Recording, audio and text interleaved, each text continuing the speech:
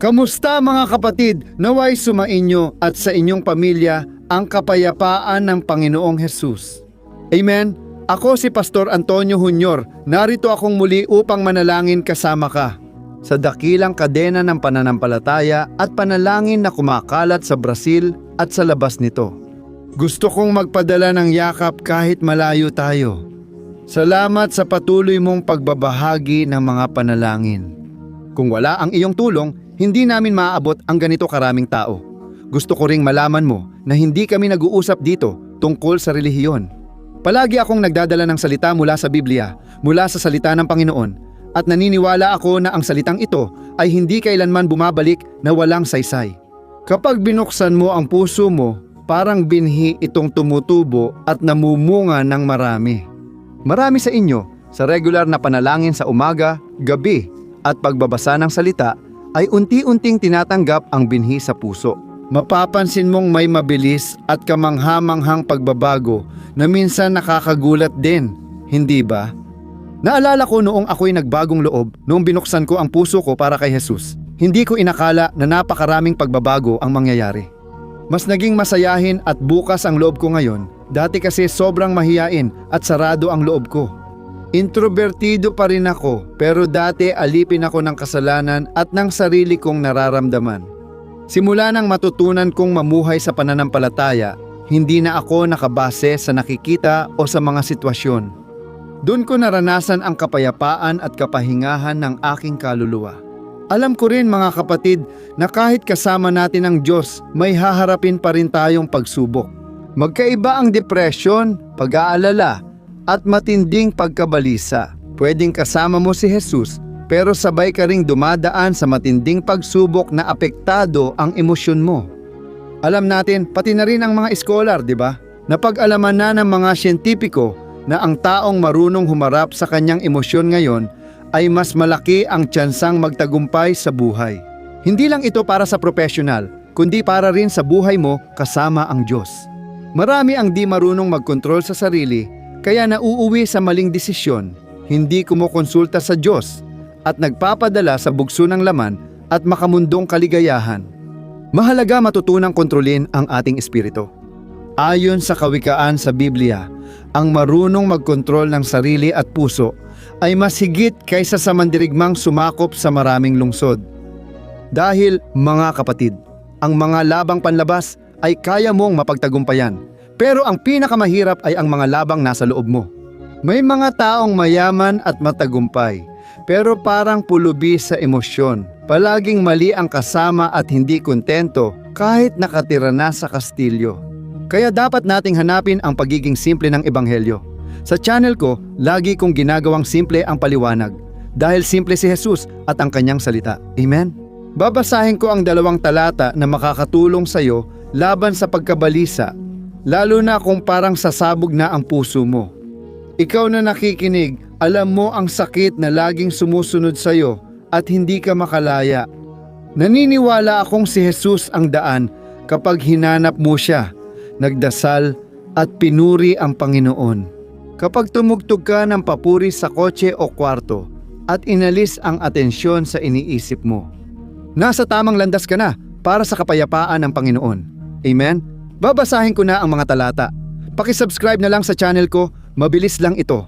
I-click ang mag-subscribe at i-activate ang notification bell para hindi ka makaligta sa mga bagong video. Ayos ba? Mga kapatid, basahin natin ang Filipos 4:6-7. Tingnan nyo ang nakasulat.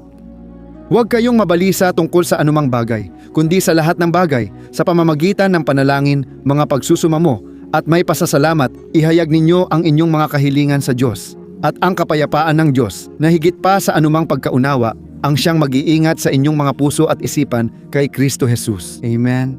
Mga kapatid, alam ko madaling sabihin pero mahirap gawin, di ba? Paano nagawang sabihin ni Apostol Pablo na sumulat ng Filipos ang huwag kayong mabalisa tungkol sa anumang bagay? Mga kapatid, nakikita nyo ngayon, di ba? Sa panahon na kinabibilangan natin ngayon, halos imposible na hindi tayo mabahala sa kahit anong sandali. Minsan nababahala pa rin ako kahit nagtitiwala at nagdarasal ako sa Diyos sapagkat madalas ay dumarating pa rin ang pagkabalisa. At alam mo ba kung ano ang ginagawa ko? Sinusubukan kong magdasal palalo, sinusubukan kong purihin ang Panginoon. Ginagawa ko ang lahat para alisin ang focus sa iniisip ko at ibalik ito kay Jesus dahil dito lang matatalo ang pagkabalisa.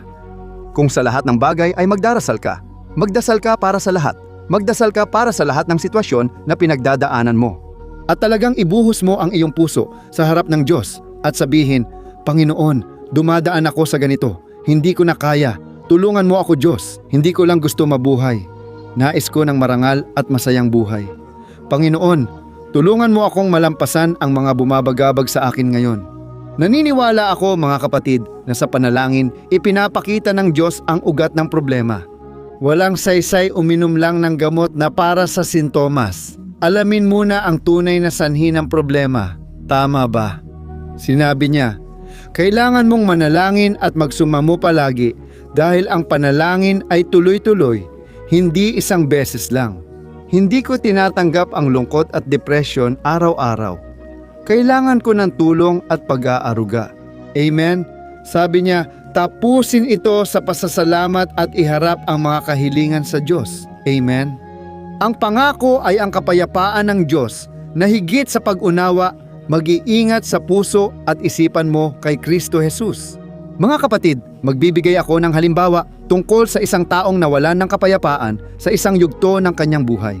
Ito ay ang kaso ni Marta at Maria. Sinasabi sa Biblia na sila ay mga kapatid ni Lazaro. At si Lazaro ay malubhang may sakit at sa huli ay namatay. At nang dumating si Jesus sa lugar na iyon, 4 na araw nang patay si Lazaro.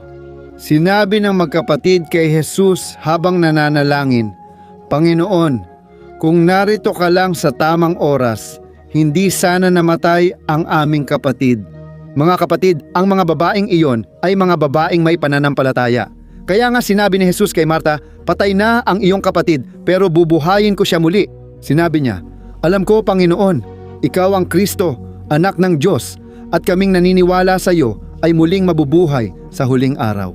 Sabi ni Jesus, ako ang muling pagkabuhay at buhay. Ang naniniwala sa akin, kahit mamatay, mabubuhay. Ibig sabihin, mga kapatid, si Marta, may pananampalataya siya kay Jesus. Pero pananampalatayang hanggang sa katapusan lang ng buhay, ibig sabihin, habang may hininga pa. Doon lang siya umaasa, pero kapag patay na ang tao, wala na siyang magagawa. Hindi pa niya alam na kayang buhayin ni Jesus ang mga patay. Mga kapatid, kayang gawin ni Jesus ang imposible para sa atin. Walang anumang bagay na maaari nating hilingin. Walang anumang pinagdadaanan natin na hindi alam ni Jesus kung paano niya ito susolusyunan. Sinabi ni Jesus kina Marta at Maria, maniwala kayo at makikita ninyo ang kaluwalhatian ng Diyos. Kaya, mga kapatid, noong oras na iyon, ang magkapatid na babae ay labis na natakot, nawala ng pag-asa at nagdesperado. Dapat tayong mag-ingat kapag desperado dahil madalas ito ang teritoryo ng kaaway ni Satanas. Sa desperasyon, naliligaw ang tao at iniiwan ang asawa at trabaho. Umalis sila sa trabaho dahil lang hindi sila kontento. Dahil lang may bagay na hindi nakakapagpasaya sa kanila at hindi sila nasisiyahan pero hindi nila iniisip ang hinaharap. Kaya, dapat mag-ingat ang desperadong tao mga kapatid dahil ang kaaway ay laging nariyan at naghahanap ng masisila. At ang kailangan lang niya ay isang isipan na lubos na malayo sa paghahanap sa Diyos, sa pagdepende sa Panginoon. Kaya nga mga kapatid, sinasabi dito na tingnan ninyo, bibigyan ka ng Diyos ng kapayapaan na siyang magpoprotekta sa iyong puso at isipan. Mga kapatid, lahat tayo ay nangangailangan nito at naramdaman ko sa aking puso na ngayon ay kailangan nating manalangin sa ganitong paraan para protektahan tayo ng Diyos. Alam ko may mga narito na mabilis ang tibok ng puso dahil araw-araw nilang nararanasan ang ganitong laban at pagdurusa. Naniniwala ako na may bagong pirasong ilalagay ang Diyos sa iyong puzzle ngayon. Maiintindihan mo na makapangyarihan ang Diyos na ingatan ka laban sa kasamaan. Amen? Alam kong totoo ito. Ang pisikal na aspeto, ang pagkabalisa ay isang bagay na pisikal, pati na rin ang depression.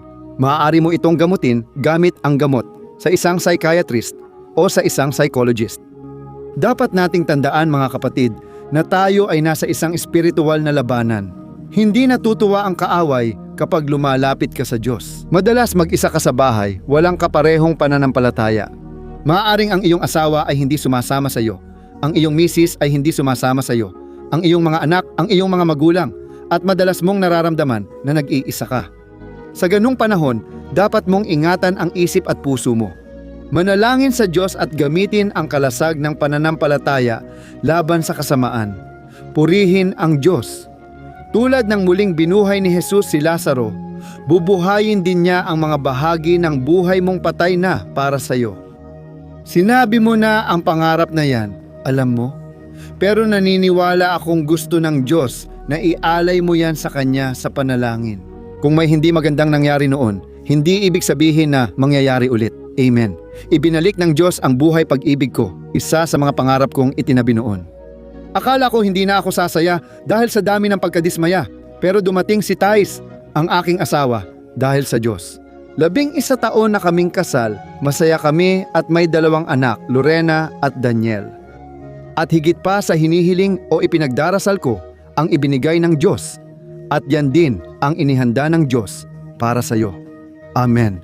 Purihin ang Diyos, mga kapatid. Gusto kong pahiran ng langis ang aking mga kamay at gusto kitang ipagdasal ngayon, hinihiling kay Diyos na aliwin ang iyong puso. Alam ko na hindi naging madali, marami kang pinagdadaanan na laban, di ba? Mga kapatid, ang pag-asa ng Kristiyano, hindi ito ang huling namamatay. Ang pag-asa ng Kristiyano, hindi kailanman namamatay dahil ang pangalan nito ay Hesukristo. Amen. Angkinin mo ito. Pagkatapos ng panalangin, paki-share ito sa WhatsApp groups mo. Ipalaganap natin ang mensahe at kung nahipo ka, magsulat ka rito. Nangusap ang Diyos sa akin ngayon. Manalangin tayo, ipapanalangin kita sa pangalan ni Jesus, Panginoon at aking Ama. Inilalagay ko ang aking sarili sa iyong banal at makapangyarihang presensya upang magpasalamat sa iyo, Panginoon, para sa iyong awa. Nagpapasalamat ako, aking Diyos. Dahil may buhay kami at higit sa lahat, salita. Ang salita ay ang aming ilawan. Ito ang aming liwanag na tumatanglaw sa aming mga hakbang, na tumatanglaw sa aming buhay. O Panginoon, makapangyarihan ang salitang ito ngayon. Alam kong nagsasalita ako para sa mga may depresyon, matinding pagkabalisa at panic syndrome. Jesus, maawa ka at pagalingin mo sila ngayon. Inaabot ko ang kamay ko para sa aking mga kapatid. Panginoon, hinihiling ko na hipuin at pagalingin mo ang pisikal at emosyonal na sugat ng iyong bayan. Namumuhay tayo sa kakilakilabot at magulong panahon, puno ng mapanghimasok na ideya, kamatayan at pagkatalo. Panginoon, kailangan namin na ikaw ang magprotekta sa aming isipan ngayon at sa aming puso, at para dyan ay inihaharap namin ito sa iyo. O Diyos, tugunin mo ang bawat nag-iwan dito ng nakasulat na kahilingan ng panalangin. Jesus, gumawa ka na ng kamanghamanghang gawain at palayain mo kami mula sa pagkakabihag. Naway manatiling ligtas ang aming isipan sa iyong mga pakpak araw-araw, Ama. Ama, huwag mo kaming hayaang mahulog sa tukso o magtago sa kasalanan, prostitusyon, droga at alak. Ama, naway ang aming saya ay sa iyo at iyong presensya lang. At ang pangako ng Panginoon sa awit 37 ay ipagkakaloob ng Panginoon ang mga nais ng aming puso kung ang aming kaligayahan ay nasa iyo lamang. O Diyos, hiling ko pahiran mo ng langis ang ulo hanggang paa ng aking mga kapatid. Maramdaman nila ang iyong bagong lakas, kapayapaan at awa. Naway ingatan din ng Panginoon ang buong tahanan, ang buong pamilya. Jesus, pakinggan mo ang kahilingang ito. Panginoon, maraming kahilingan, wala akong magagawa, ngunit ikaw ay makakagawa at ikaw ang muling pagkabuhay. Kahit may nawala o naisantabing pangarap sa aming buhay, Ama, iniaalay pa rin namin sa iyo ang aming mga pangarap at hangarin. Ilang tao, ngayon, Ama ko, ang uhaw ang kaluluwa, naghahanap ng isang lalaki at babae ng Diyos? O Diyos at Ama, bigyan mo kami ng karunungan sa paghaharap ng emosyon at paghahanap sa tamang lugar. Naway ilagay mo ang taong ito ng Diyos sa kanilang landas. Ama, kailangan ka namin, Panginoon. Tulungan mo kami ngayon at magpakailanman. Palakasin mo kami sa kampanyang ito sa panalangin tuwing umaga at gabi. Samahan mo kami, Panginoon, at bigyan ng kapayapaan sa pangalan ni Jesus na aming ipinapanalangin at pinasasalamatan. Amen. Puri sa Diyos. Aleluya.